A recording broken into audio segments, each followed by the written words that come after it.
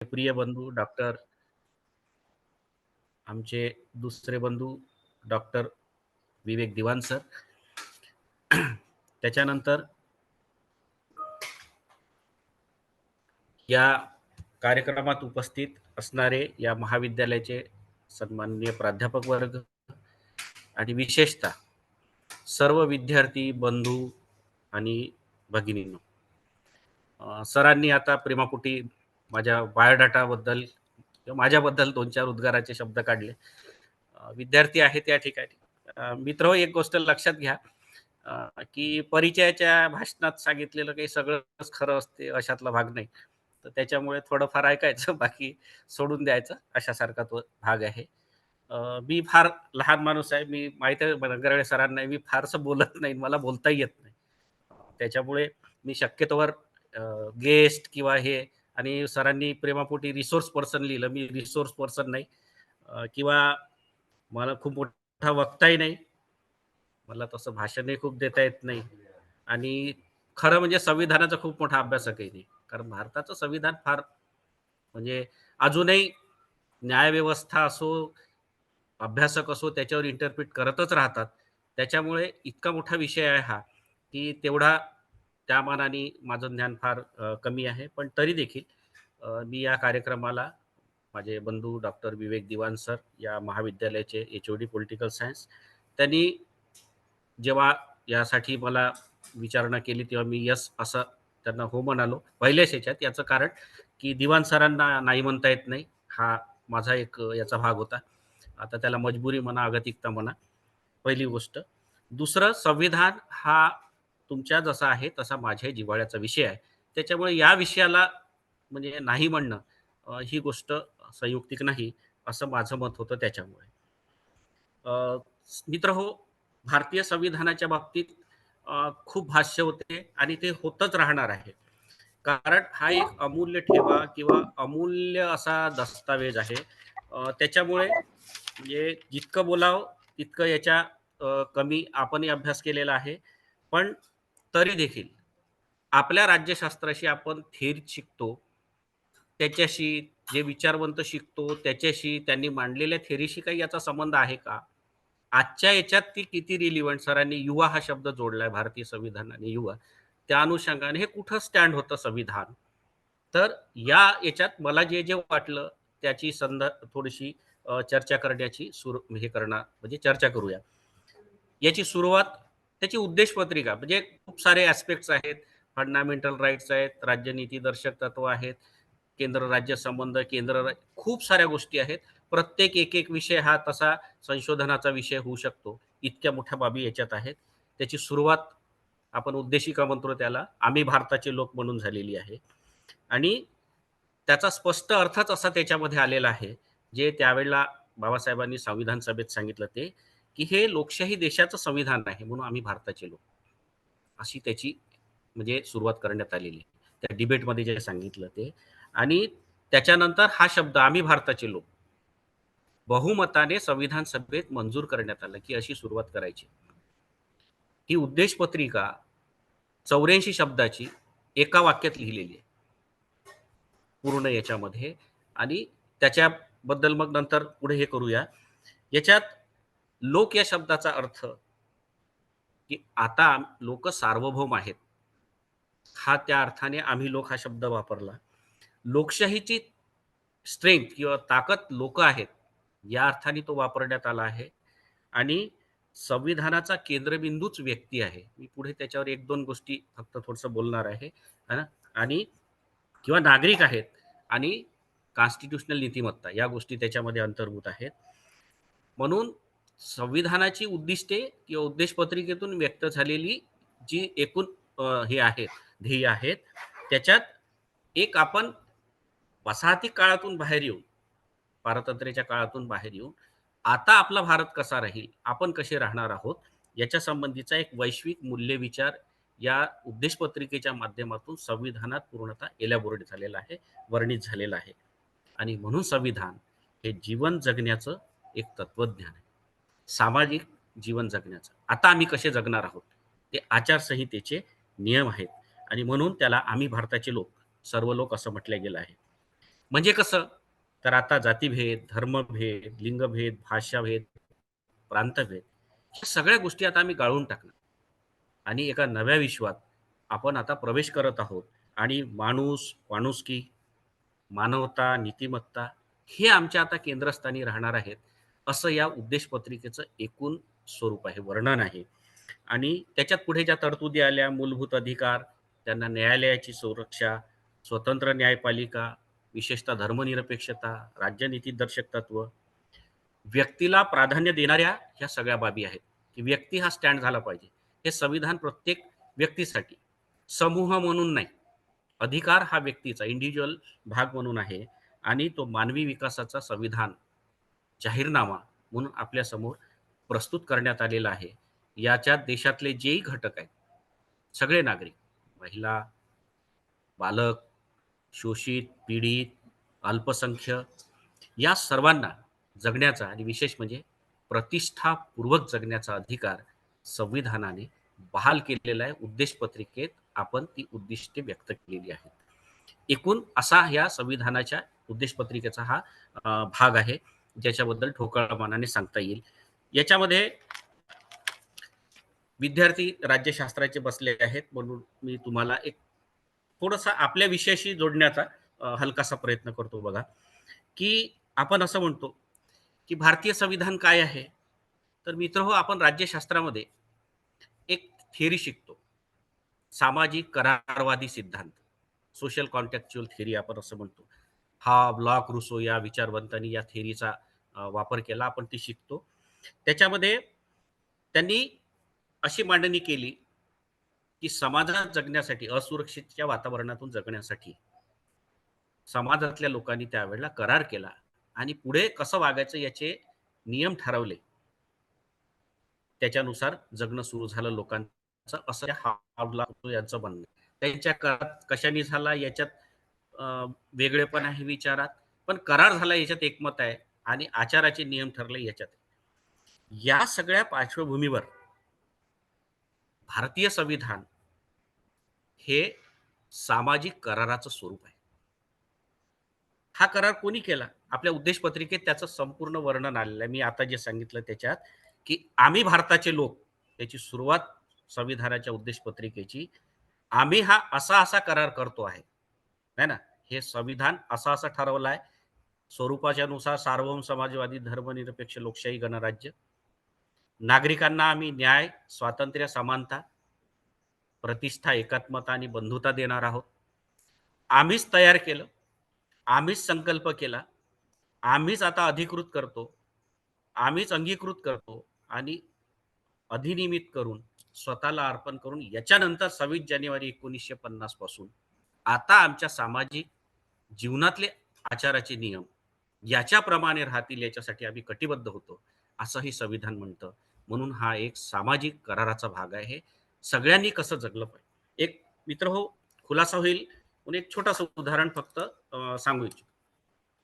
जसं तुम्ही सगळे विद्यार्थी आहे.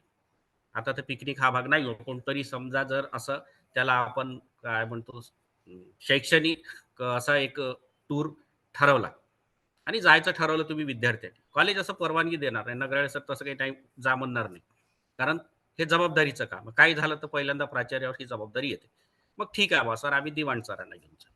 मग आम्ही ठरवलं इतके-इतके पैसे द्यायचे. दिवाण सरांना योजना समजून सांगितली तुम्ही विद्यार्थ्यांनी, की आम्ही एवढे-एवढे करणार, इथे जाणार, ट्रॅकिंग करणार, नदी आहे पाहणार, प्रेक्षणीय स्थळ आहे.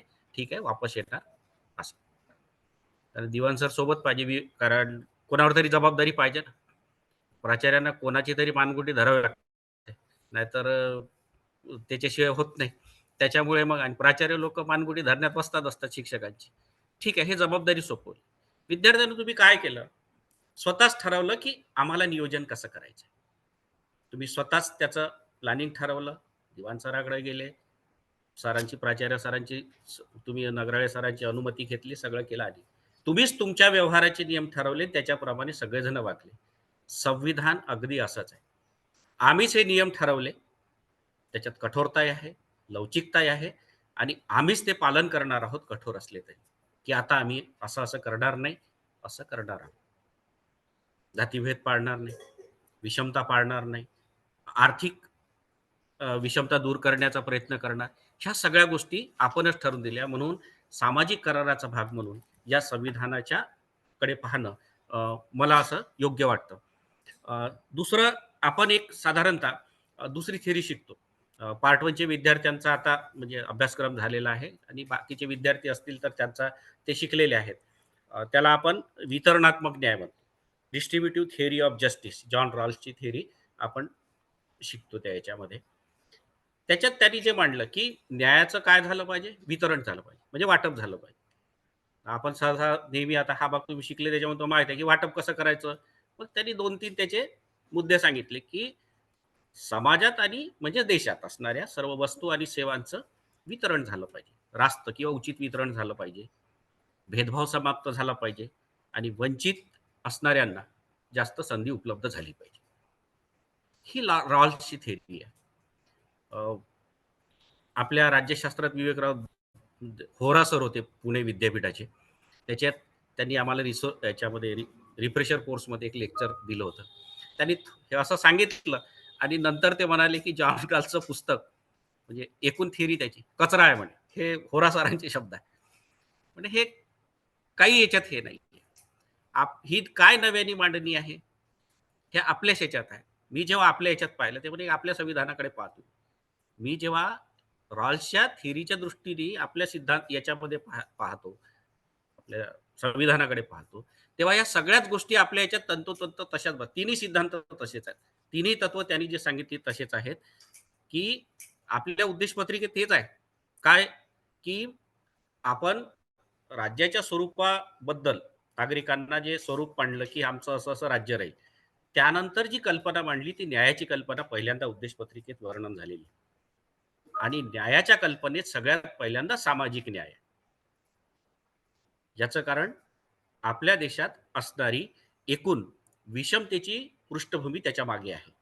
कारण आपल्याला हे संपवायचं होतं. जे होतं आर्थिक, सामाजिक ज्या गोष्टी होत्या, ज्याला आपण मग सोशल इव्हिल्स म्हणतो, ह्या सगळ्या गोष्टी संपवायच्या. त्या संविधान त्यासाठी तयार कुठल्याही देशात त्याच्यासाठी तयार होते. त्याच्यामुळे सामाजिक न्यायाचं पहिल्यांदा वर्णन आहे. त्याच्यानंतर आर्थिक न्यायाचं आहे. कारण आपल्याकडे असते त्यावेळची जातीयतेच्या उतरंडीच्या आधारावर निर्माण झालेली समाज व्यवस्था आणि त्यातून आलेले व्यवसाय आणि येणारी निर्माण झालेली अर्थव्यवस्था ही आपल्याला माहीत आहे आणि म्हणून ती काढण्यासाठी आर्थिक अ, न्यायाचं तत्व दुसऱ्यांदा त्याच्यात आलं आणि पुढे त्याच्या राजकीय न्याय अशी मांडणी संविधानाच्या उद्देश पत्रिकेत आहे. कारण नगराळे सर सोशिओलॉजीचे प्राध्यापक आहेत. त्याच्यामुळे त्यांना ते माहिती आहे, की आर्थिकतेचा सामाजिक विषमतेशी कसा संबंध असतो. म्हणून सामाजिकते नंतर आर्थिकतेला हात घालत पुढे राजकीयतेकडे जायचं. पहिल्यांदा राजकीयते. आपण स्वातंत्र्याचा लढा कशासाठी लढलो? राजकीय स्वातंत्र्यासाठी, राजकीय न्यायासाठी. आणि संविधानात आपण काय तत्व स्वीकारलं? सामाजिक न्याय आणि नंतर आर्थिक न्याय. त्याच्यानंतर राजकीय न्यायाचं. तर ही एकूण रालच्या विचारातलं जे तत्व आहे सोशल जस्टिसचं ते याच्यामध्ये आलं. त्याच्यात आपण सांगितलं की आम्ही सर्वांनाच हे देणार आहोत. वस्तू आणि सेवांचं वितरण करणार आहे त्याच्यामध्ये. पुढे त्याच्यावर मी नंतर 1-2 गोष्टी बद्दल सांगणार आहे. त्याच्यामध्ये कारण या नसतील गोष्टी तर राजकीय न्यायाला अर्थ नाही. त्यामुळे पुढच्या याच्यामध्ये जसं भेदभाव नको रॉल्स म्हणतो, आपल्या संविधानाने समतेचं तत्व मान्य केलं आणि भेदभाव संपवला. पहिल्याच पानावर. पुढे त्याच्या तरतुदी आहेत. याच्यामध्ये मूलभूत अधिकारात त्याची माहिती आपल्याला आहे. आपण ते शिकलेलो आहे. विद्यार्थी असाल तर आपण त्याच्यातून गेलेले असाल. आपल्या अभ्यासक्रमात तो भाग आहे. भेदभाव समाज सार्वजनिक पद केवळ आता योग्यतेच्या आधारावर राहील. या आधारावरती आपण अधिकारांची उपलब्धता सगळ्यांना भेदभावाशिवाय करून दिलेली आहे. त्याच्यानंतर वस्तू आणि सेवांचं न्याय्य वितरण हा रॉल्सच्या विचारातला पुढचा भाग. आपल्या संविधानामध्ये संविधानाचे अनेक भाग आहेत. सगळ्यात महत्वाचा हा भाग आहे तर जसं आंबेडकरांनी सांगितलं की मला मूलभूत अधिकार वाटतो. तसं मूलभूत अधिकार तर आहेच आहे, काही वादच नाही. मला आणखी त्याच्यात एक गोष्ट अतिशय महत्वाची वाटते ते म्हणजे मार्गदर्शक तत्व. ज्याला आपण मार्गदर्शक तत्व म्हणतो, खऱ्या अर्थाने ते राज्यनीती दर्शक तत्व आहे. याच्यातून देशाच्या कल्याणकारी राज्याची कल्पना स्पष्ट झालेली आहे. आपण त्याच्यातली 36 ते 47 पर्यंतच्या तरतुदी संविधानातल्या जर पाहिल्या तर एकूण सर्व तरतुदी या राल सांगतो त्याच्याप्रमाणेच करण्यात आलेले आहे. म्हणजे हे डॉक्युमेंट आपलं त्याच्या थेरीच्या अगोदरच सगळ्या दृष्टीने बरोबर झालेलं आहे. कल्याणकारी राज्याची आणि सुरुवात ते शेवट म्हणजे शेवटचे 2-4 आंतरराष्ट्रीय वगैरे जे आहेत ते सोडले, तर एकूण त्याच्यात ही मांडणी संविधानाच्या याच्यामध्ये ते उल्लेख आलेला आहे. पुढचा भाग आहे त्याच्या थिअरीतला वंचितांना संधी देणे.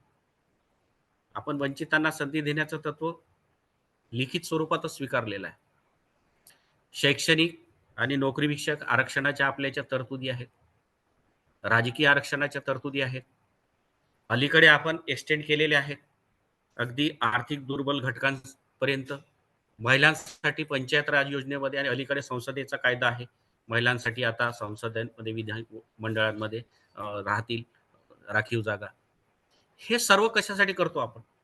कारण वंचितांना ज्यांना संधी मिळाली नाही, आरक्षणाचा उद्देशच तो होता की त्याच्यातून वंचितांना संधी देणे. नाही तर मग पुरुषही पुरुष उभे होतील, स्त्रिया कशा येतील? म्हणून मग स्त्रियांसाठीच राखीव मतदारसंघ हा भाग. आपल्या महाराष्ट्रात तर पंचायत राज व्यवस्थेमध्ये आपण 50% पर्यंत गेलेलो आहोत. तर एकूण अशा प्रकारे म्हणजे जे आपण शिकतो त्याचं प्रतिबिंब आपल्या संविधानात आहेच, किंवा आपण ते अशा प्रकारे अधोरेखित केलं पाहिजे असं मला याच्यातून म्हणायचं होतं. आपण समतेच्या याच्या संदर्भात संविधानाच्या उद्देशपत्रिकेमध्ये हे केलेलं आहे. मी प्रॅक्टिकली 1-2 विषय याच्यामध्ये जे झालं त्याची उदाहरणं सांगतो, की हे रिलिव्हंट आहे की नाही संविधान. त्याचा थेरीतच आहे. त्याचा उपयोग युवा म्हणून पाहत असताना विद्यार्थ्यांनो, की आपल्या याच्यात काही उपयोग होतो का याच्यामध्ये? का मुलीचं नाव दिसतं, मला तिला सांगायला आवडेल या ठिकाणी दिसतं, साक्षी नाव दिसतंय, की हो, त्याचं प्रॅक्टिकली प्रयोजन कसं झालेलं आहे मी तुम्हाला एक परफेक्ट 1-2 उदाहरणं सहित तुमच्यासमोर प्रस्तुत करतो. आपल्याकडे अनेक वर्ष म्हणजे संविधान लागू झाल्यानंतर कायद्यानुसार खूप याच्यापर्यंत एक 10-12 जास्त वर्ष झाली असतील. पायलटसाठी मुलींना परवानगी नव्हती. अलीकडे आता 2021-22 पर्यंत सशस्त्र सेनेत परमनंट कमिशन म्हणून शॉर्ट सर्व्हिस कमिशनला होती. मुलींना परवानगी नव्हती. ओन्ली मेल कॅन अप्लाय असंच लिहिलं राहायचं. पायलटच्या याच्यासाठी त्यावेळेला केस झाली आणि आताही सशस्त्र सेनेसाठी आताही कोर्टात केस आणि शेवटी सर्वोच्च न्यायालयामध्ये ही केस गेलेली होती. आता 2 वर्ष अगोदरची गोष्ट आहे. एनडीए एनए ज्याला म्हणतो आपण नॅशनल डिफेन्स अकॅडमी आणि नेव्हल अकॅडमी याच्यासाठी आता हे क्षेत्र महिलांसाठी खुलं झालं, मुलींसाठी खुलं झालं. याच्यात आता पूर्वी मुलींसाठी किंवा स्त्रियांसाठी क्षेत्र म्हणजे नर्सिंग, त्याच्यानंतर एरोस्टेस, मग शिक्षक थोड्याफार आणि मग डॉक्टर जर असतील किंवा बाकी पेशात कमी कमी कमी कमी. पण ही जी होती ही क्षेत्र अजिबातच नाही. म्हणजे त्याच्यात अप्लिकेशनच करता येणार नाही अशा प्रकारची ॲडव्हर्टाइजच त्याच्यामध्ये त्याला चॅलेंज दिल्या गेलं पुढे. आणि पुढच्या याच्यात कोर्टात जे झालं सर्वोच्च न्यायालयात, त्याच्यात सगळ्यात अगोदर म्हणजे सर्वोच्च न्यायालयामध्ये जेव्हा हे झालं, मी पायलटच्या याचं तर माझ्याकडे डिटेल्स नाही आहे, पण याचे जे झाले आता एनडीएच्या आणि सशस्त्र सेनेबद्दलच्या याच्यामध्ये सर्वोच्च न्यायालयाने साध्या शब्दात विचारणा केली की तुम्ही do you agree with the preamble of the constitution? Yes. Do you agree with the equality? Yes. म्हणजे काय आहे इक्वेलिटी? इक्वेलिटीमध्ये विद्यार्थी मित्र हो, 2 शब्द आहेत इक्वेलिटी म्हणजे, हे लक्षात घ्या. खूप महत्वाचे आहेत. समानता म्हणजे केवळ शब्दाने दिली म्हणजे समानता निर्माण होत नाही. समानता म्हणजे पहिला शब्द आहे दर्जाची, स्टेटस, आणि दुसरी आहे संधीची. त्या मुली काय मागत होत्या? संधी मागत होत्या. तुम्ही पाहिजे तेवढं क्रायटेरिया ठेवा. किती ठेवा तुम्ही क्रायटेरिया. तुम्हाला हाईट पाहिजे, वजन पाहिजे, इतकी जंप मारायची आहे, ते काही ठेवा, पण आम्हाला संधी द्या.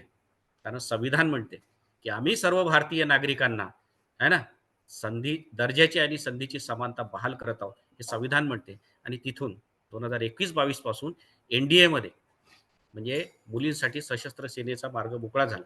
मला आठवते माझ्याकडे परीक्षा असते त्याच्यामध्ये सगळी परीक्षेची सप्टेंबर आणि एप्रिल महिन्यात ही परीक्षा होते. त्यावेळेला सर्व झालं होतं परीक्षेचं सेटअप सप्टेंबरचं. ही केसचा निकाल आला मुलींच्या बाजूनी. आणि त्याच्यानंतर मुलींचे अर्ज नव्हते, कारण अप्लाय करता येत नव्हतं. अर्ज घेण्यात आले, स्पेशल मुलींनाच फॅसिलिट करण्यात आलं की फिमेल कॅन अप्लाय ओनली म्हणून. आणि त्यांच्यासाठी सेंटर ऑलरेडी झाले होते डिसाईड. त्यांचे अप्लिकेशन आल्यानंतर फक्त मुलींसाठी सेपरेट सेंटर मग देण्यात आले. आता तर ते प्रोसेसमध्ये आलं, त्याच्यामुळे मुलं मुली एकत्र असतात. नाही तर नागपूरला जे सेंटर होते काही काही ते नुसते मुलीच होत्या, कारण नंतर आले त्यांना सगळे एकत्र एका सेंटरवर टाकले. ही संविधानाची युवा म्हणून आपण असलेली ताकद पाहिली पाहिजे. ह्या अलीकडच्या घटना आहेत आणि हे मागत जावं लागतं. आपण त्याच्यासाठी सजग राहायला पाहिजे. मी शेवट त्याच्यावर नंतर एड करील त्यावेळेला. म्हणून ही क्षेत्र उघडी झाली, कारण संविधानाच्या उद्देशपत्रिकेत आणि एकूणच अधिकारामध्ये त्याचा उल्लेख आहे. संविधानाच्या याच्यामध्ये मुख्य गाभा काय, तर मूलभूत अधिकार आणि आता जसं सांगितलं तसं मार्गदर्शक तत्वे. त्याच्यात म्हणजे थोडाफार फरक मुख्य याच्यातला आपल्याला माहित आहे. मूलभूत अधिकार हे अंमलबजावणी योग्य असतात, मार्गदर्शक तत्वे नसतात. मूलभूत अधिकार प्रत्येक व्यक्तीसाठी आहेत, तर नीतिदर्शक तत्व हे राज्यासाठी आहेत. पण दोघांचा एकमेकाशी संबंध आहे कल्याणकारी राज्याच्या दृष्टीने पुढे जायचं तर. मूलभूत अधिकारावर एक दोन गोष्टीचं प्रॅक्टिकली व्हॉट हॅपन त्याच्याबद्दल, कारण संविधानात आहे पण दिवसेंदिवस त्याचं सतत विस्तारीकरण झालेलं आहे. ही गोष्ट आपण पाहिली पाहिजे. आपण ज्या गोष्टी होतात त्या व्यवहारात त्याचा उपयोग किती आहे, वर्किंग किती आहे कॉन्स्टिट्यूशन ते पाहिलं पाहिजे. मूलभूत अधिकाराच्या संदर्भात सर्वोच्च न्यायालयाने आणि उच्च न्यायालयाने वेळोवेळी दिलेले जे निर्णय आहेत ते फार महत्वाचे आहेत. हे कृपया आपण लक्षात घ्या. हे विस्तारीकरण केलं कोणी, कारण सर्वोच्च न्यायालयाचा संरक्षक म्हणून सर्वोच्च न्यायालयाला अधिकार आहे आणि उच्च न्यायालय देखील राज्यासाठी तेच काम करत असतं. त्याच्यामुळे आपण अधिकारामध्ये सेकंड मला वाटतं थर्ड सेमिस्टरला आपल्या संविधानामध्ये याचा सगळा सिलेबसमध्ये उल्लेख आहे. राईट टू लाईफ, आपण त्याला मोगभरताने कधी कधी जगण्याचा अधिकार म्हणतो, कोणी जीविताचा अधिकार म्हणतात. त्याचा अर्थ आता शब्द जरी ते इंग्रजी शब्दाचा नव्याने मराठीमध्ये अर्थ आता जो प्रचलित अर्थाने वेगळ्या व्यतीत करण्या या अर्थाने तो वापरला जातो. जगण्याचं नाही, जगणं म्हणजे कसंही जगणं नाही, भिक्षा मागत जगणे हा नाही. हे कृपया आपण लक्षात घ्या. तर चांगल्या वातावरणात जीवन व्यतीत करण्याचा प्रत्येक व्यक्तीला अधिकार, या अर्थाने या अधिकाराची आता व्याख्या झालेली आहे. न्यायालयाचे सगळे निर्णय, मी अगदी आपल्या नागपूरच्या निर्णयापर्यंत तुमच्या समोर हे करतो, माहिती ठेवतो. हा अधिकार कसा, तर प्रतिष्ठापूर्वक अधिकार आपल्याला प्रतिष्ठापूर्वक जगण्याचा आहे. संविधानाच्या उद्देशपत्रिकेत त्याचा उल्लेख आहे. त्याच्यामुळे चांगल्या वातावरणात आणि त्याच्यात जसं वेळोवेळी जे निर्णय येतात ते आपण तपासून पाहिले, तर मी एक दोन फक्त याच्यामध्ये हे सांगतो. कोविड काळामध्ये अनेक उद्योगांमध्ये कोविडशी संबंधित उपकरणांचा याचा हे होत होता, प्रोडक्शन होत होतं. मजुरांना जास्त काम करायला लावलं. ही गुजरातमधली घटना. त्याच्यात त्यांना मोबदला नाही मिळाला. ते म्हणाले की नाही, कारण डिफिसिटमध्ये सगळं चाललं, लॉकडाऊनमध्ये हे असल्यामुळे आता हे कंपनीला परवडण्यासारखं नाही वगैरे वगैरे. डिस्प्यूट झाला हायकोर्टामध्ये, नाही म्हटलं गेलं हायकोर्टाने. सर्वोच्च न्यायालयाने सांगितलं की कामाचा उचित मोबदला हा मिळालाच पाहिजे. तो कोविड काळ होता की नव्हता याच्याशी काही हे नाही. काम, त्याचा मोबदला, त्याचा उचित मोबदला, नुसता मोबदला नाही, जे त्याचा पारिश्रमिक योग्य रीतीने ठरलेलं आहे ते बहाल झालं पाहिजे आणि नंतर तो त्यांना मिळाला. म्हणजे अधिकार काढून घेता येत नाही. न्यायालयाने अधोरेखित केलेलं तत्व. पुढचं आणखी एक उदाहरण झालं, असं ते गमतीशीर उदाहरण आहे. म्हणजे आपल्या देशात काही होत राहतं. एक व्यक्तिगत जीवनातला भाग आहे तो. एक याचं हे होतं, काय म्हणतात त्याला, घटस्फोटाचं प्रकरण. पण त्याच्यात आश्चर्याची बाब अशी की पुरुष म्हणजे पती 81 इयर्स आणि पत्नी 77. सर्वोच्च न्यायालयातली केस आहे, म्हणजे आता एक मागच्या महिन्यातली. म्हणजे आपण ठीक आहे, व्यक्ती म्हणून आता त्यांचा अधिकार आपण मान्य केला पाहिजे. त्यांना हे मागण्याचा अधिकार आहे, फारकत घेण्याचा वगैरे. सर्वोच्च न्यायालयाने स्वतःचा हे वापरला. खालच्या कोर्टात मंजूर झालं आणि सांगितलं की तुम्हाला मूलभूत अधिकाराचा अर्थ विशद करत सांगितलं की तुम्हाला तुमच्या अधिकाराचं हे ठीक आहे हो, पण दुसऱ्याच्या अधिकाराचं हनन करण्याचा अधिकार नाही. व्हॉट अबाउट दॅट लेडी, त्यांनी तुमच्या भरोश्यावर 77 इयर्स जीवन जगलं. हे अलीकडचं आता आता झालेलं मागच्या महिन्यातलं एक याचं प्रकरण आहे. राईट टू लाईफ तुम्हाला जसा आहे जीवन व्यतीत करण्याचा, तसा त्यांनाही आहे, सगळ्यांना आहे. त्याच्यात पती पत्नी हा भाग नाही. अधिकार हे इंडिव्हिज्युअली प्रत्येक व्यक्तीसाठी आहेत. आणखी एक दोन आपल्या नागपूरकडे येऊन याच्याबद्दल आपण बोलूया. विद्यार्थी मित्रो, तुम्हाला माहित असेल आपल्याकडे निर्माण कार्य, ज्याला आपण कन्स्ट्रक्शन वर्क होतो, मोठ्या प्रमाणामध्ये मागच्या काळामध्ये झालेलं रोडचे काम होते किंवा आणखी इतर याच्यामध्ये, किंवा उड्डाणपूल बनले. आता रात्री 10 नंतर निर्माण कार्य, ज्याला आपण हे म्हणतो ठोकठाक किंवा आवाज येईल, नागरिक डिस्टर्ब होतील, असं कन्स्ट्रक्शन वर्क आता करता येत नाही. आपल्या नागपूर उच्च न्यायालयाचा निर्णय, मुंबई उच्च न्यायालय नागपूर बेंचचा निर्णय. कारण तुम्हाला आश्चर्य वाटेल, त्याच्यात जे शब्द आलेले आहेत, नागरिकांना सुखाने झोप घेण्याचा अधिकार आहे, हे उच्च न्यायालयाचं हे आहे तत्व, त्यांनी मांडलेलं किंवा त्यांनी दिलेल्या निकालामध्ये शब्द आलेले. तुम्हाला डिस्टर्ब करता येत नाही. दिवसभर थकलेले लोक असतात, त्यांना सुखाची झोप घेत, हा मूलभूत अधिकाराचं विस्तारीकरण पहा कसं झालेलं. हे जे आपल्याला संविधानाच्या याच्यामध्ये दिलेलं आहे, उल्लेख आलेला आहे मूलभूत अधिकारात, न्यायालयाने त्याचं असं विस्तारीकरण केलेलं आहे. आत्ता अलीकडचं पुन्हा एक उदाहरण आपल्या माहितीसाठी सांगतो. दिवाळीच्या वेळेला आपण बर्डी मेन मार्केट एरिया जो आहे, अतिशय गजबजलेला असतो. अनेक आपल्याकी लोक याच्यासाठी जात असतात पर्चेसिंगसाठी. जून एरिया आता बरेच ठिकाणी झालेलं असलं तरी त्याच्यामुळे नागपूरच्या पोलीस कमिशनरनी, आता जे कमिशनर आहेत, त्यांनी दिवाळीच्या अगोदरच्या याच्या ट्रॅफिक जाम होते, त्रास होतो, मग बर्डी मेन रोडवर, म्हणजे आपण विराठी चौकातून तिकडे लोखंडी पुलाकडे जातो, त्याच्यावरती हॉकर्सना बंदी घातली आणि सर्वच ठिकाणी अतिक्रमण तर त्यावेळेला हे होतं. हॉकर्सची बंदी केली आणि आदेश काढला आणि मनाई केली. एक दिवस झाला, 2 दिवस झाले, दिवाळीची त्याच्यामुळे हॉकर्स परेशान झाले. मग काय करा, त्यांनी निवेदन दिलं, काही काही झालं नाही. ट्रॅफिकला त्रास होतो, कायदा सुव्यवस्थेचा प्रश्न निर्माण होतो, ही सगळी कारणं त्यांनी ऑफिशियल जे कारणं असतात, हे बरोबर आहे. कायदा सुव्यवस्थेची स्थिती म्हटलं की मग उपाययोजना करण्याचा पोलीस विभागाला अधिकार आहे. हे लोक न्यायालय खंडपीठ त्यांनी सोप्या याच्यामध्ये अधिकार जे हे दिला, म्हणजे त्याचा पाहिजे किती त्याच्यावर हे करावं, म्हणजे फार सुंदर शब्दामध्ये त्याच्यात निकाल आलेला आहे. त्यांनी सांगितलं की हे कमिशनरनी बाजू मांडली होती की नाही, हे लोक रजिस्टर्ड नाही, रजिस्टर असतील त्यालाच हे करू. आता आपल्याला माहिती आहे रजिस्ट्रेशन सगळ्याचं नसतं. हातावर फिरत फिरत रस्त्याच्या इकडे तिकडे फिरतात, इकडून तिकडे जातात, ते विकतात. कुठे रजिस्ट्रेशन? अनेकांचं मोठ्यांचं नसतं, तर लहानाचं नाही. त्यांनी सांगितलं की हे कोण आहेत, तर दीज आर दी हॉकर्स. आणि हॉकर्स म्हणजे त्याचं अर्थ जो होतो त्याच्यावर बोट ठेवलं न्यायालयाने, की हातगाड्यावर माल विकणारा फेरीवाला, हॉकर्स. हे आताच उदाहरण आहे नगराळे आपल्या दिवाळीच्या याच्यात आलेलं 1-2 दिवसा अगोदर. त्याचा व्यवसायच हातगाडीवर विकणे आहे, त्याला तुम्ही रस्त्यावरून कसं हाकलू शकता? सांगितलं की नाही, तो विकेल आणि मार्ग मोकळा झाला. मग राहिला प्रश्न, ट्रॅफिक जाम होते, कायदा व्यवस्था, हे बरोबर आहे. नागरिकांच्या दृष्टीने पोलिसांचं कर्तव्य बरोबर आहे. न्यायालयाने सांगितलं, ठासून सांगितलं की कायदा सुव्यवस्था निर्माण करणं, ट्रॅफिक क्लिअर करणं, ही पोलिसांची जबाबदारी. त्यांच्यावरच उलटवलं.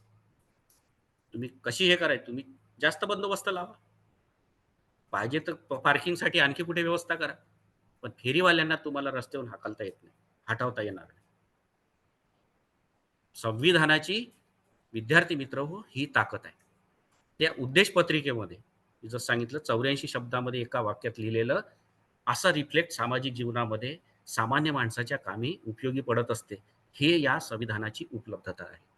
आणि म्हणून अनेक असे आहेत, तुम्हाला माहित असेल, काल सर्वोच्च न्यायालयामध्ये बाबासाहेब आंबेडकरांच्या पुतळ्याचं उद्घाटन झालं आणि सर्वोच्च न्यायालयाचे मुख्य न्यायाधीश आणि राष्ट्रपती भारताच्या महामहिम होत्या. न्यायाधीशांनी सांगताना हेच सांगितलं की हा पुतळा आम्ही कशासाठी मांडतो, तर सामान्य माणसाला हे न्यायालय आपलं वाटलं पाहिजे. कालचं त्यांचं भाषण जे त्याच्यामध्ये हे आलेलं आहे, हे त्याचं वैशिष्ट्य आहे. Common people should not afraid of the court. त्यांनी काल 13 मिनिटं जे भाषण दिलं त्यांनी सांगितलं की आम्ही याच्यासाठी आहोत. त्यांनी आणखी एक शब्द सुंदर वापरला की इन अर्लियर पिरियड पोस्ट कार्डने आम्ही केसेस दाखल केलेल्या. पोस्ट कार्ड लिहिलं तरी केस दाखल होते. त्याच्यात जर पोटेन्शियल असले तर. विद्यार्थी मित्र, मी तुम्हाला सांगू इच्छितो, सर्वोच्च न्यायालयाच्या रजिस्ट्रारच्या नावाने जर पत्र लिहिलं तर, हे कृपया लक्षात घ्या, याच्यावरती जजमेंट आलेले आहेत. ईमेल पाठवला तरी होते. आता आपल्या म्हणण्यात पोटेन्शियल पाहिजे, ताकद पाहिजे, तो सामाजिक महत्वाचा विषय पाहिजे, सार्वजनिक महत्वाचा विषय पाहिजे. ते म्हणाले की तेव्हापासून आतापर्यंत न्यायालयाने हे सगळं केलेलं आहे आणि त्याचं हे प्रतीक आहे. आणि न्यायालयाचे कधीही दरवाजे सामान्य माणसासाठी खुले असले पाहिजे, कारण न्यायालय या देशात संविधानाचं आणि एकूण मूलभूत अधिकारांचं, नागरिकांच्या रक्षणाचं प्रतीक आहे. त्याला तो अधिकार आहे. स्वच्छ हवा, प्रदूषण मुक्त वातावरण, स्वच्छ पाणी असलं पाहिजे, हे न्यायालयाचे निर्णय आहेत, हे कृपया लक्षात घ्या. खड्डेमुक्त रस्ता प्राप्त होण्याचा अधिकार, म्हणजे सुरुवातीला म्हणालो राईट टू लाईफ, जीवन व्यतीत करण्याचा अधिकार, म्हणजे चांगल्या वातावरणात जगण्याचा अधिकार, जीवन व्यतीत करण्याचा अधिकार. घरपासून आपण जर आपल्या ड्युटी प्लेस पर्यंत जातो तर रस्ता खड्डेमुक्त असला पाहिजे. हे दिस इज, म्हणजे कोर्टाने हे सांगितलेलं आहे आपल्या मूलभूत अधिकाराच्या विस्तारीकरणात. आपल्या नागपूरची केस आहे.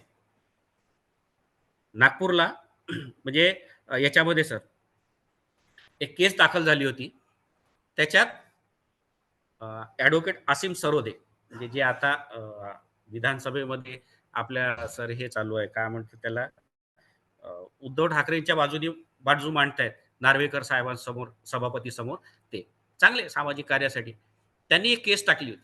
खड्डे आहेत नागपूरच्या रस्त्यावर, मूलभूत अधिकारा अंतर्गत, राईट टू लाईफ, चांगलं जीवन व्यतीत करण्याच्या अधिकारा अंतर्गत आम्हाला खड्डेमुक्त रस्ता मिळण्याचा मूलभूत अधिकार आहे आणि रस्त्यावर खड्डे आहेत. त्यांनी फोटो सकट ते सगळं नागपूर खंडपीठात केस दाखल केली आणि सांगितलं की म्हणून नागपूर महानगरपालिकेच्या याच्यावरती, काय म्हणतात त्याला, कमिशनरवरती, आयुक्तांवरती 1 रुपया दंड लावण्यात यावा. 1 रुपया, 1 रुपया हे सिम्बॉलिक बाब आहे, पण दंड लावण्यात यावा ही त्याच्यातली मुख्य बाब होती. आणि आपलं म्हणणं मांडणं की नाही, आम्हाला खड्डेमुक्त रस्ते मिळाले पाहिजे. म्हणून तुम्हाला माहित असेल, विद्यार्थी या ठिकाणी आहेत, आपल्या कॉर्पोरेशनच्या याच्यावरती खड्ड्यांचे फोटो टाकण्याची सुविधा आहे. जर काही असं असेल तर कॉर्पोरेशन त्याची दखल घेत असते. हे तिथून सुरू झालं. त्यांना सांगितलं की तुम्ही केस ठीक आहे विड्रॉ करा. लावला नाही, कारण सरकारवर दंड लावल्यासारखं झालं असतं ते. पण ही बाब अधोरेखित झाली त्या केसमधून. ह्या आपल्या नागपूरच्या आहेत. संविधानाची अशी व्यावहारिकता कशी सिद्ध होत असते याचं सगळं हे उदाहरणं मी तुमच्या समोर ठेवण्याचा प्रयत्न केले की युवा म्हणून आपण याच्याकडे पाहिलं पाहिजे. आपल्याजवळ साधन आहे, जर कुठे काही झालं तर त्याचे मार्ग आपण फक्त वापरले पाहिजे. राईट टू इन्फॉर्मेशन ऍक्ट हा त्या अंतर्गतच आला. न्यायालयाने काय सांगितलं की नागरिकांना जाणून घेण्याचा अधिकार आहे शासनाची प्रक्रिया, कारण लोकशाहीमध्ये लोक सार्वभौम असतात आणि संविधानाने हे सांगितलेलं आहे, म्हणून नागरिकांना हे जाणून घेण्याचा अधिकार आहे. आणखी एक गोष्ट, आपल्या याच्यामध्ये बीएच्या याच्यामध्ये अभ्यासक्रमामध्ये निवडणूक आयोग आहे. जो जो उमेदवार निवडणुकीला उभा राहतो, ती कुठलीही निवडणूक असो, त्याचं शिक्षण, मालमत्ता आणि त्याच्यावर असलेल्या केसेस याची माहिती त्याने फॉर्मॅटमध्ये भरली पाहिजे. आणि ती नुसतीच त्याच्यावरती वादळ झाला, ही केस कोर्टात गेली, हा आपल्या निवडणूक आयोगाने केलेला बदल नाही. विद्यार्थ्यांनो, हे सर्वोच्च न्यायालयाच्या निर्णयामुळे झालेलं आहे. सर्वोच्च न्यायालयात ही केस गेली आणि हे मांडण्यात आले की आम्हाला आमच्या उमेदवाराच्या या गोष्टी जाणून घेण्याचा अधिकार आहे मूलभूत अधिकारांतर्गत. आणि म्हणून, कारण त्याच्यावरती ऑब्जेक्शन होतं, मग त्या केसचा थोडाफार हे वाचन केलं त्याच्यामध्ये की नाही, आमची पर्सनल माहिती जाईल, आमच्या शिक्षणाची माहिती आहे, आमच्या संपत्तीची पर्सनल माहिती आहे, आमच्या केसेसची माहिती आहे. न्यायालयाने, सर्वोच्च न्यायालयाने सांगितलं की नाही, पब्लिक डोमेनमध्ये सार्वजनिक जीवनात वावरणाऱ्या लोकांची ही माहिती, उमेदवार कसा आहे त्याच्याशिवाय चॉईस कशी होणार मतदारात. मतदाराला फ्री अँड फेअर वातावरणात मतदान करण्याचा अधिकार आहे. तर मग, आणि त्या निर्णयानंतर आता उमेदवारांना हे बंधनकारक करण्यात आलं आहे. आणि त्याच्यात पुढचा भाग असा आहे की ही सगळी माहिती भरल्यानंतर जेव्हा उमेदवारी अर्ज दाखल होण्याची शेवटची तारीख झाली, की ते ठळकपणे लीडिंग वर्तमानपत्रात, मोठ्या वर्तमानपत्रात प्रसिद्ध झालं पाहिजे. आणि कुणाला जर ऑब्जेक्शन असेल तर ऑब्जेक्शन घेता येईल, की यांनी एक केस दाखल केली नाही. आपल्याकडे अशी अनेक उदाहरणं आहेत, की काही लोकांनी संपत्ती लपवून ठेवली म्हणून मग पुढे केस करतात त्याच्यावर हरलेले उमेदवार, किंवा यांनी केस आपली दाखवली नाही म्हणून, वगैरे वगैरे. हे सर्व संविधानाच्या प्रक्रियेतून, संवैधानिक मार्ग वापरून मूलभूत अधिकारांचं झालेलं विस्तारीकरण आपल्यापर्यंत आलेलं आहे. असं हे संविधान आहे. म्हणून सुरुवातीला जसं म्हणालो, की सामाजिक जीवनात कसं वावरायचं याच्या संबंधीची ही आचारसंहिता संविधान आहे. आणि म्हणून भारतीय संविधान हे काय आहे, सामाजिक क्रांतीचा एक मोठा दस्तावेज. आपल्याकडे ब्रिटिशांची सत्ता संपल्यानंतर सामाजिक जीवनात जो विखुरलेपणा होता एकूणच सामाजिक आर्थिक जीवनामध्ये, त्या संबंध जीवनाची घडी बसवण्याचं काम संविधान सभेसमोर होतं. आणि संविधानाने उत्कृष्टपणे एकूण देशाची समाज रचना, विषमता, किंवा जी जी स्थिती आहे भौगोलिक परिस्थितीपासून तर भिन्नतेपासून, या सर्व गोष्टीचा विचार करून हे डॉक्युमेंट, हा दस्तावेज यात बनवलेला आहे, जो ज्याला आपण सामाजिक लोकशाही म्हणतो. आणि जीवन जगण्याचा हा एक उत्कृष्ट मार्ग आहे, जो स्वातंत्र्य, समता, बंधुता या जीवन मूल्यावर आधारित हे संविधान आहे. ही मूल्ये आपल्याला एकमेकापासून कुठेही विरुद्ध करता येत नाही, दूर करता येत नाही. आणि म्हणून आता आपण संविधानाच्या म्हणजे 75व्या, ज्याला आपण 1949ला 25 नोव्हेंबरला संविधान सभेतलं शेवटचं बाबासाहेबांचं भाषण, आणि आणि मग 26 जानेवारीला पुढे लागू झालं आपण याच्यामध्ये. त्याच्यात शेवटची चिंता व्यक्त करण्यात आली दोघांच्या भाषणातून. बाबासाहेब आंबेडकर मसुदा समितीचे अध्यक्ष होते, डॉक्टर राजेंद्र प्रसाद संविधान सभेचे अध्यक्ष होते, की आता आम्ही इथून पुढे काय करणार आहोत, विसंगतीपूर्ण वातावरणात, ते प्रसिद्ध वाक्य बाबासाहेब आंबेडकरांचं. त्याच्यावर राजेंद्र प्रसादांनी दुजोरा देणारं भाषण त्याच्यातलं तसंच दिलं शेवटी एंड करताना 26 तारखेला, की आम्ही सामाजिक आर्थिक जीवनात विषमता असणारे लोक आहोत. राजकीय अधिकार देऊन आम्ही एक व्यक्ती एक मत दिलं, पण एक व्यक्ती एक मूल्य कधी होणार, आणि नाही झालं तर पुढे काय होईल. मग महत्प्रयासाने निर्माण केलेली ही लोकशाहीची जी प्रक्रिया आहे, हा सगळा संरचनेचा भाग आहे, डोलार आहे, तो पुढे उद्ध्वस्त होतो. म्हणून त्याच्यात आपण त्या दृष्टीनं संविधानाचा विचार किंवा पुढच्या काळाचा विचार आपण केला पाहिजे. त्याच्यात एकूण आपण आजही सामाजिक रचनेकडे पाहिलं, आर्थिक रचनेकडे पाहिलं, तर आपल्या देशामध्ये आर्थिक विषमतेचे चित्र फार मोठ्या प्रमाणात वाढत गेलं. 1% लोक, 54% उत्पन्न, आणि 70% संपत्ती, हा अलीकडचा डाटा आहे. बेरोजगारी आपल्याला माहिती आहे, महागाई, कमकुवत, मागास, दलित, स्त्रियांवर होणारे अत्याचार, याचे आकडे आपल्या समोर आहेत, हे सांगायची गरज नाही. आणि विशेष शेतकरी आत्महत्या, म्हणजे 15 वर्षामध्ये 3.5 लाखाच्या वर. हे चित्र म्हणजे आपण पाहिजे त्या प्रमाणात जो दिलेला इशारा त्यावेळेला संविधानामध्ये होता, तो आपण दुर्लक्षित केला, किंवा आपण तिकडे खूप काळ आता दुर्लक्ष केलं, तर पुढे काय ही चिंतेसारखी बाब आहे. म्हणून मित्र हो, युवा हा विषय याच्याशी, लोकशाही प्रक्रियेशी, संविधानाशी जोडला होता, की आपण, की आता हे संविधान आता धोक्यात आलेलं आहे, हे झालेलं आहे. हो, बरोबर आहे. कारण सत्ताचा कल हा साधारणतः जास्त सत्ता मिळण्याकडे आणि पर्यायाने मग इतरांकडे दुर्लक्ष आणि आपली जास्त ताकद वाढवण्याकडे होतो.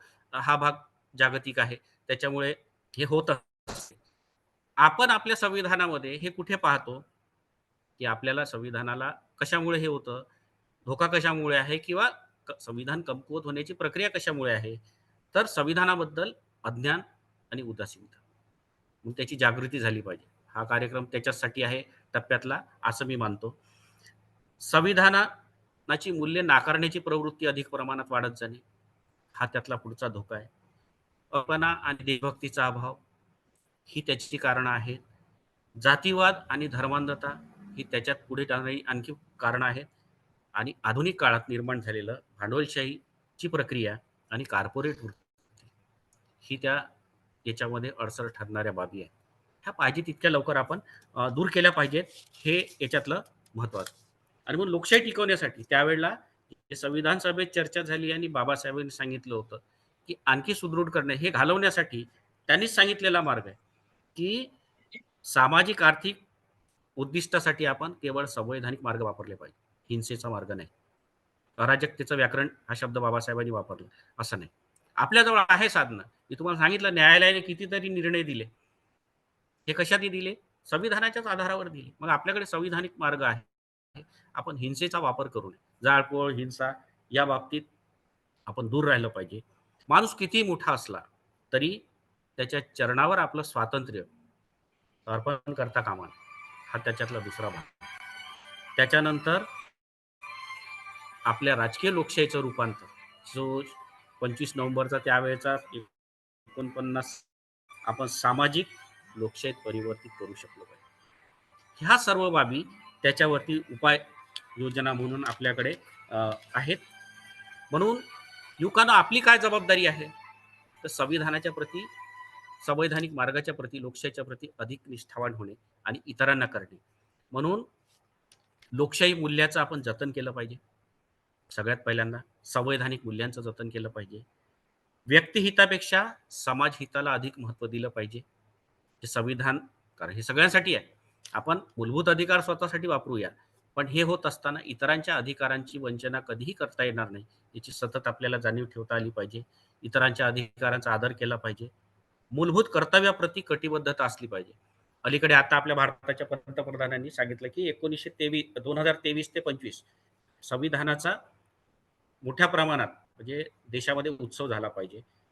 आणि त्याचं त्यांनी हे सांगितलं, की कशावर भर दिला आहे? तर त्यांनी एक शब्द वापरला पंतप्रधानांनी, मोदींनी, की के-वाय-सी, नो युअर कॉन्स्टिट्यूशन. म्हणजे आपलं संविधान कृपया आपण समजून घ्या. याच्यात तुमच्या प्रश्नाची उत्तरं आहेत आणि त्याच्यात मूलभूत कर्तव्ये या गोष्टीला आता त्यांनी अधोरेखित केलेलं आहे, की आपण आपली कर्तव्य, अधिकार ठीक आहे. अधिकारासाठी आपण न्यायालयात जाऊ, आंदोलन करू, संवैधानिक मार्ग उपलब्ध आहे. What about fundamental duties?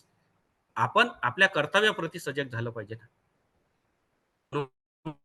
गेलं पाहिजे अशी जी शासनाची अपेक्षा आहे, भारत सरकारची अपेक्षा आहे, किंवा पंतप्रधानाची आपल्या एकूण समाजाची आवश्यकता आहे, त्याच्याकडे आपण गेलं पाहिजे. आणि संविधानाचं जे एकूण आशय, उद्दिष्ट आणि अस्तित्व आहे ते तसंच कायम राहील याच्यासाठी युवकांनो आपण कटिबद्ध राहिलं पाहिजे, प्रयत्नशील राहिलं पाहिजे. मी शेवट याच्यात येत असताना मला वाटतं माझं भाषण लांबलेलं असेल, त्याच्यामुळे मी सर्वांची क्षमा मागून मला एक गोष्ट फक्त मला विंदा करंदीकरांच्या कवितेची आठवण झाली. बस तेवढी एक हे करून मी आपल्या याला शब्दांना संपुष्टात आणतो. विंदा करंदीकरांना, जे आपल्या महाराष्ट्रामध्ये 5-6 लोकांना ज्ञानपीठ मिळालं, त्याच्यामध्ये ज्ञानपीठ मिळणारे विंदा करंदीकर एक आहेत. त्यांची एक कविता सुंदर आहे, घेता नावाची.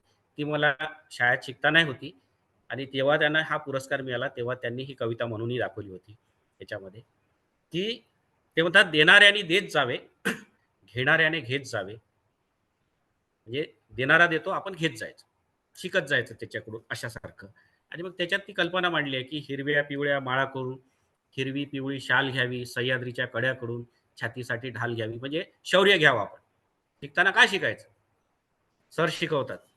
जसं आता दिवाण सर म्हणाले, की नगराडे सर प्रॉम्प्ट आहेत. हा ठीक आहे, त्यांचा प्रॉम्प्टपणाचा गुण शिकला पाहिजे ना आपण, व्यवहार येण्याचा.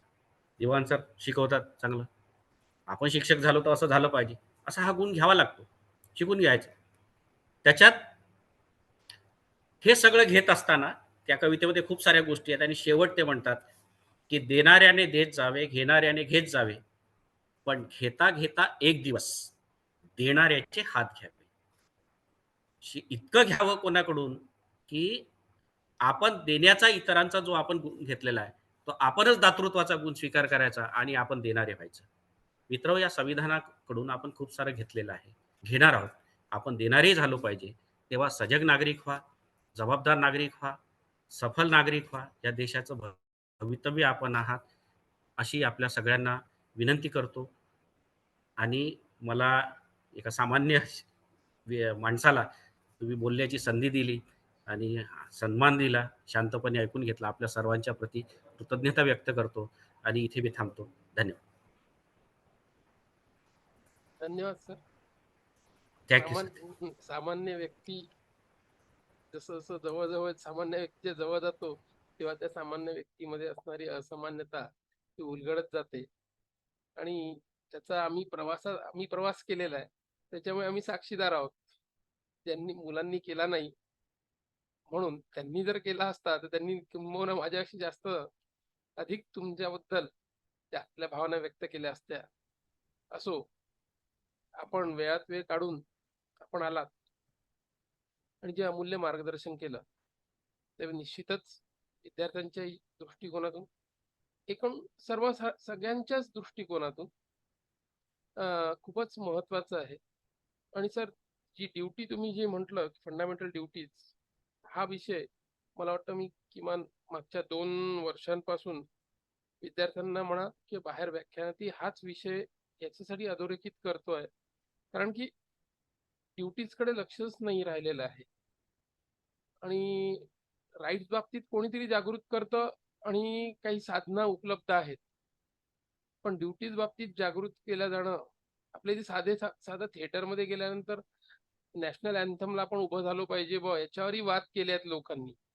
म्हणजे इतकं नॅरो माइंडेड प्रकार आपल्या इकडे आपण अनुभवलेला आहे. म्हणजे कुठेच आपण एकनिष्ठ नाही आहोत. फक्त माझ्या आर्थिक बाबतीत मी एकनिष्ठ रस्ता दाखवतो आणि तिथे मात्र मग मी सगळ्या गोष्टीचा पूर्ण अवेअरनेस माझ्यामध्ये असतो. म्हणून मी अनेक वेळा म्हणतो सगळ्यांना की आपण आपलं आर्थिक बाबतीत तुम्हाला कुठे ऑपॉर्च्युनिटी आहे तुम्हाला सांगावी नाही लागत, पण सामाजिक बाबतीत माझं दायित्व काय आणि राजकीय बाबतीत माझं काय आहे दायित्व, या बाबतीत आम्हाला सातत्याने तुम्हाला अवेअर करावं लागतं. आणि नंतर मग आपण शेवटी ओरडतो की आम्ही हे राजकीय नेते असे आहेत. अल्टिमेटली निवडून देण्याचं काम आपणच करतो. असो, खूप छान वाटलं आपल्याशी संवाद साधून. यानंतर मी आपले महाविद्यालयाचे कार्यकारी प्राचार्य डॉक्टर मोहन नगराळे सरांना विनंती करतो की त्यांनी अध्यक्षीयपर भाषण आपलं व्यक्त करावं.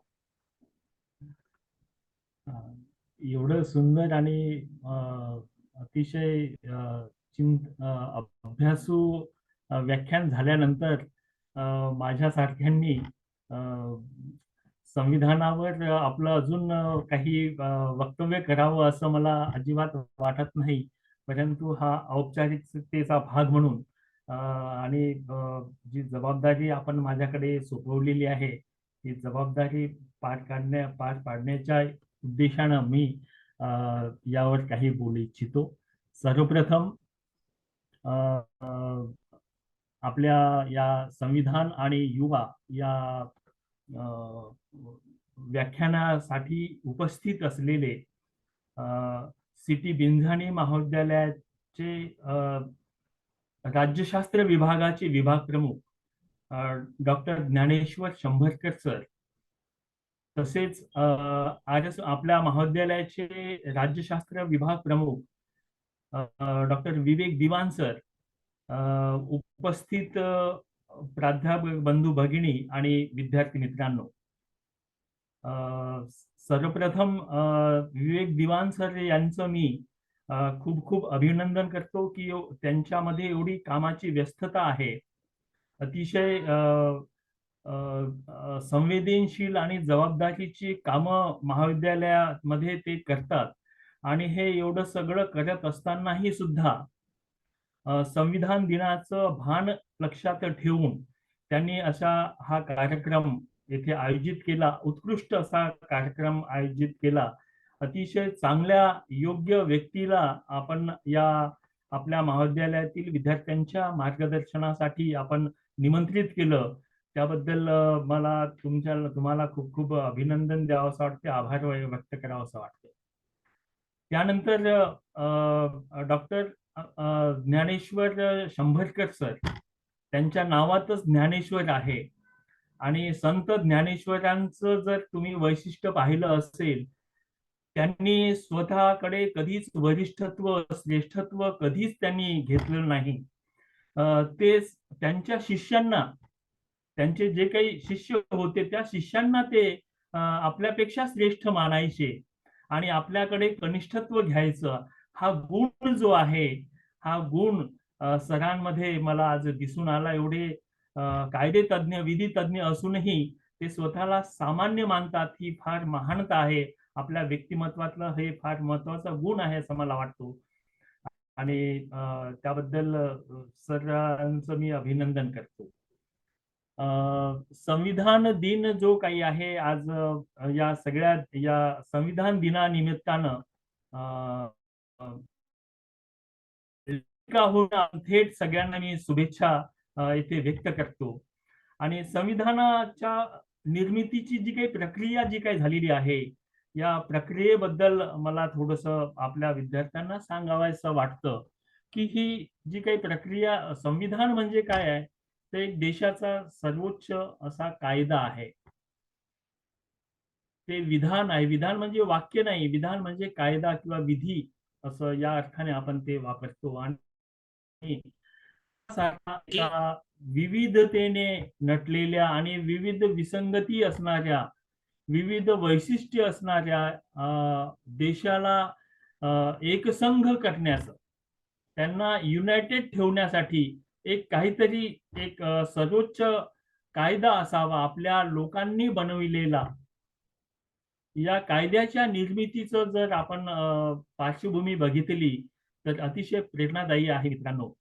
ही संविधानाची निर्मिती जवळपास 3 वर्ष चालली. 3 वर्ष वेगवेगळ्या त्या काळातल्या प्रसिद्ध आणि अभ्यासू अशा कायदे पंडितांची ती एक समिती होती. त्या समितीमध्ये निवडताना काही लोक, भारतातले काही लोक ब्रिटिशांकडे गेले की तुमचे काही विधी तज्ञ जे काही असतील, कायदा तज्ञ, लॉयर्स जे आहेत, त्यांना आमच्याकडे आमच्या संविधान निर्मितीसाठी तुम्ही आम्हाला नाव सुचवा, त्यांना आम्ही याच्यात सामील करू. तर यावर त्या ब्रिटिशांनी असं म्हटलेलं आहे की आपल्या भारतामध्येच एवढे डॉक्टर आंबेडकरांसारखे विधी तज्ञ, श्रेष्ठ आणि अभ्यासू अभ्यासक असल्यामुळे तुम्हाला बाहेरच्या लोकांची का गरज आहे. तर त्यामुळे डॉक्टर आंबेडकरांचाही त्या याच्यामध्ये समावेश झालेला आपल्याला दिसतो. आणि या समितीमध्ये डॉक्टर आंबेडकरांच्या नियुक्तीसाठी मला वाटते महात्मा गांधींनीही त्याच्यासाठी शिफारस केलेली होती. तर अशा पद्धतीच्या या विविध लोकांनी 3 वर्ष चर्चा विमर्श करून सद्विवेक बुद्धीनं, बुद्धिवादी बुद्धिप्रमाणता बाळगून एक असं वास्तववादी कायद्याचं चित्रण, कायदा त्यांनी बनवण्याचा प्रयत्न केलेला आहे. आणि या संविधानामध्ये मला वाटते 395 कलमे, अनुशिष्टे आणि 8 परिशिष्टे अशा प्रकारचा मोठा दस्तऐवज तो बनल्या गेलेला आहे. आणि याचं एक मला असं सरांनी सांगितलं की एक वैशिष्ट्य असं की हा कायदा जो काही आहे परमनंट नाही आहे. परमनंट म्हणजे की जर पुढच्या स्थितीमध्ये, पुढच्या भविष्यामध्ये जर काही वेगवेगळे बदल झाले, त्या बदलांना सामावून घेण्याचं सामर्थ्य आपल्या संविधानामध्ये असायला पाहिजे. संविधान हा एखाद्या जसं ब्रिटनचं जे काही संविधान आहे ते ताठर आहे, म्हणजे त्याच्यामध्ये मला वाटते जास्त बदल करता येत नाही, राजेशाही असल्यामुळे. तर आपल्या देशामध्ये ती तशा प्रकारची आपल्या संविधानामध्ये ती व्यवस्था नाही. आपल्या संविधानामध्ये लवचिकता सुद्धा आहे. म्हणजे काही ज्या काही नवीन गोष्टी येतील, अमेंडमेंट करून, घटना दुरुस्त्या करून आपल्याला नवीन नवीन गोष्टी आपल्याला त्यामध्ये ज्या ज्या काही वादाच्या गोष्टी असेल त्या गाडता येईल आणि ज्या महत्वाच्या गोष्टी असेल त्या आपल्याला त्यात सामील आणि अंतर्भूत करता येऊ शकेल, अशा प्रकारची ही तरतूद आपल्या या संविधानामध्ये केल्या गेलेली आहे. आणि या संविधान तील जे काही मूल्य आहे, संविधानाने संवर्धित केलेले जे काही मूल्य आहे, स्वातंत्र्य, समता, बंधुता, न्याय, मानवी हक्क, या सगळे मूल्य आपल्या आपल्या भारतीय संस्कृतीतून उचललेले आहे असं मला वाटते. म्हणजे या मूल्यांना आपण दुसरीकडून, फ्रेंच राज्यक्रांतीकडून किंवा याच्याकडून आपण उचललेले नाही. आपल्या देशातच याची खाण होती, अशा मानवतावादी मूल्यांची आपल्या देशामध्येच अशा प्रकारची उपस्थिती आधीच होती. त्यालाच उजागर करण्याचं काम या संविधानानं आपल्यामध्ये मोठ्या प्रमाणात आहे असं मला माझ्या सामान्य बुद्धीला वाटते. मला या ठिकाणी एवढंच सांगायचं आहे की संविधानाचं पालन हे व्हायला पाहिजे. संविधानाची जागृती आणि त्याच्यामध्ये असणारे आपले जे काही अधिकार आणि त्याच बरोबर असलेले आपले कर्तव्य, आपल्या ड्युटी, आपल्या जबाबदाऱ्या काय आहे हे आपण सांभाळलं पाहिजे असं मला वाटते. आणि या निमित्तानं आपण हा जो काही आपला अमृत महोत्सव, जो काही आपला स्वातंत्र्याचा जो काही 75वा आपला जो काही होणार आहे, त्यापर्यंत तरी आपलं संविधान अजून सजग आणि अजून त्याबद्दलची लोकांमध्ये, सर्वसामान्यांबद्दलची जागृती आणि ते संविधान आपलं असं आहे याची भावना वाढली पाहिजे असं मला वाटते. याबद्दल शंभरकर सरांनी अनेक सामाजिक जीवनातले जे काही नवीन नवीन जे काही हे आहेत, समस्या आहेत, त्या सोडवण्यासाठी संविधान ही किती उपकारक आहे, उपयोगी झालेला आहे, याचे अनेक दाखले देऊन, अनेक उदाहरणं देऊन आपल्याला सांगितलेलं आहे. त्यामुळे संविधान आणि आपण असे वेगळे नाही. आपल्या सगळ्या व्यवहारांवर, आपल्या सगळ्या हालचालींवर, आपल्या सगळ्या वैचारिक याच्या आंदोलनामध्ये संविधान हा निश्चितच छाप टाकणार आहे आणि त्याचा प्रभाव आपल्यावर राहणार आहे असं मला वाटतं. आणि एवढं बोलून मला डॉक्टर विवेक दिवाण सरांनी या संदर्भात मला सामील करून घेतलं आणि मला अध्यक्षपद दिलं, त्याबद्दल मी त्यांचे आभार मानतो. आपल्या सगळ्या आणि डॉक्टर ज्ञानेश्वर शंभरकर सरांचेही मी आभार मानतो. त्यांनीही खूप आपली यामध्ये उपस्थिती दर्शवून आमच्या विद्यार्थ्यांना अतिशय चांगलं समजेल अशा सहज अशा भाषेत आपण संविधानाच्या ज्या काही वैशिष्ट्ये आहेत, संविधानाच्या ज्या काही बाबी आहे महत्वाच्या, त्या आपण आमच्या विद्यार्थ्यांना समजून दिलेल्या आहेत. आमच्या विद्यार्थ्यांमध्ये त्यामध्ये बराच त्याचा निश्चितच बदल झाले असेल. त्याला तुमच्या व्याख्यानातून ते अधिक शिकले असतील अशी मला आशा आहे, मला खात्री आहे. आणि त्याबद्दल मी आपल्या महाविद्यालयाच्या वतीने आपले मी खरंच मनपूर्वक आभार मानतो आणि माझं हे अध्यक्षीय भाषण इथे थांबतो. नमस्कार. धन्यवाद सर. वेळात वेळ काढून आणि एका साध्या विनंतीवरून आपण होकार दिला आणि आमच्या कार्यक्रमाचा जो दर्जा उंचावला, त्याबद्दल मी विभागाच्या वतीने आपला आभार व्यक्त करतो. संपूर्ण कार्यक्रमाचा आभार जे आहे ते आमच्याच महाविद्यालयात MA ला शिकवणारे प्राध्यापक पलाश करकाडे सर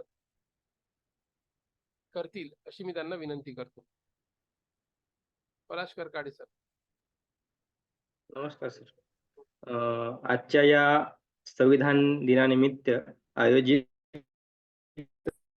संविधान आणि युवा या विषयाला अनुसरून प्रमुख वक्ते म्हणून डॉक्टर शंभरकर सर, विभाग प्रमुख बिंजानी महिला महाविद्यालय नागपूर, यांनी अमूल्य असं मार्गदर्शन आमच्या विद्यार्थ्यांकरता केलं. त्याबद्दल मी त्यांचं धन्यवाद व्यक्त करतो. तसेच आमच्या महाविद्यालयाचे कार्यकारी प्राचार्य डॉक्टर नगराडे सर यांनी सुद्धा वेळात वेळ काढून या कार्यक्रमाला उपस्थिती दर्शवली. त्याबद्दल सुद्धा त्यांचे धन्यवाद व्यक्त करतो. तसेच अ, या कार्यक्रमाचे मुख्य आयोजक डॉक्टर दिवान सर, विभाग प्रमुख धरमपेठ कॉलेज नागपूर, तसेच या कार्यक्रमाला संपूर्ण विद्यार्थ्यांनी अ, आपली उपस्थिती दर्शवली त्याबद्दल त्यांचे सुद्धा धन्यवाद व्यक्त करतो आणि हा कार्यक्रम इथेच संपला असं मी जाहीर करतो. धन्यवाद.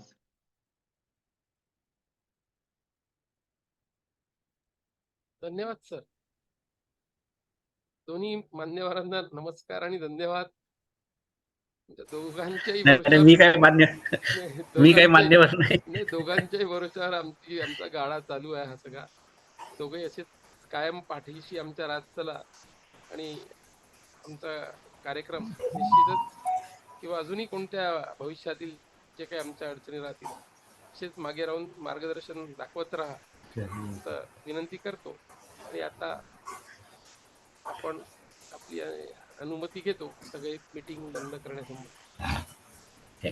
धन्यवाद. धन्यवाद. धन्यवाद सर. अग्रवाल सर, धन्यवाद. Thank you sir.